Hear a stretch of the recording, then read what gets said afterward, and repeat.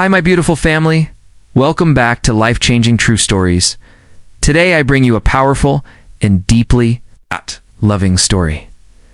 Sophia Torres stood before the cracked mirror in her small bedroom.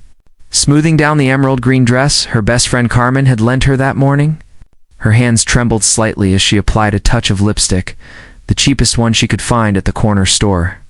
At 26 years old, she had never been on a real date before, and tonight felt like stepping into a world she had only seen in movies for the past 4 years. Sophia had worked as a housekeeper in the sprawling estate of James Whitfield, one of the wealthiest business owners in Los Angeles. His mansion was a palace of marble floors, crystal chandeliers, and rooms so vast they seemed to echo with emptiness. Sophia knew every corner of that house, every surface she polished until it gleamed, every window she cleaned until it sparkled. But to James, she was practically invisible, just another part of the machinery that kept his life running smoothly. James was always courteous, always polite, but their interactions rarely went beyond a brief good morning or a thank you. He was a man consumed by his work, constantly on phone calls, rushing between meetings, living a life that seemed grand from the outside but hollow from within.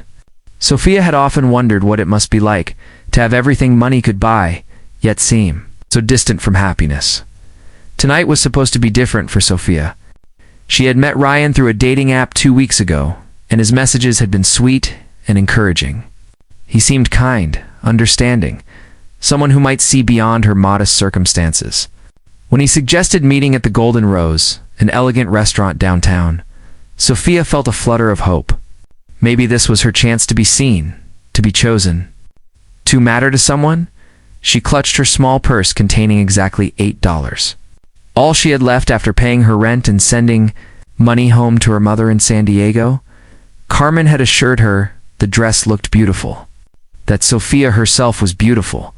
But as she made her way to the restaurant in her old car, doubt crept in like cold fog. The Golden Rose stood like a jewel box on the corner of 5th Street, its windows glowing with warm light and its entrance flanked by well-dressed couples. Sophia took a deep breath, stepped out of her car, and walked toward the heavy glass doors.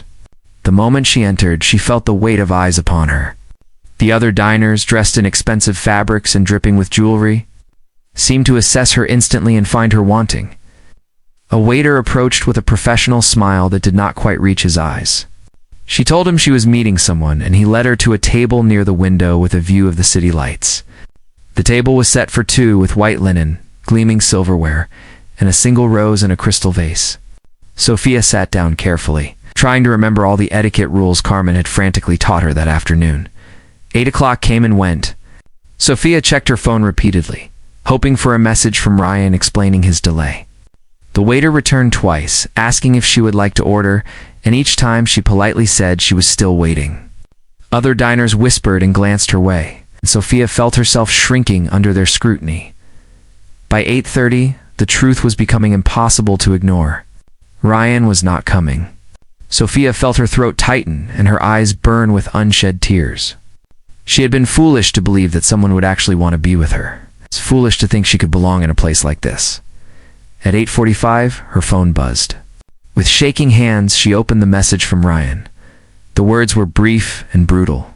"Sorry, but I don't think this will work out. You're not really what I'm looking for. Good luck." The message hit her like a physical blow. Sophia sat frozen, staring at the screen as tears began to slide down her cheeks. She had been rejected before even getting a chance, dismissed as unworthy without a single conversation. The humiliation was suffocating. She needed to leave, to escape before she completely broke down in front of all these strangers.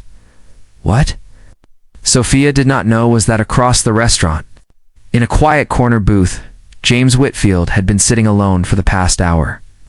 His business dinner had been canceled at the last minute. He had decided to stay and have a quiet meal while reviewing some contracts.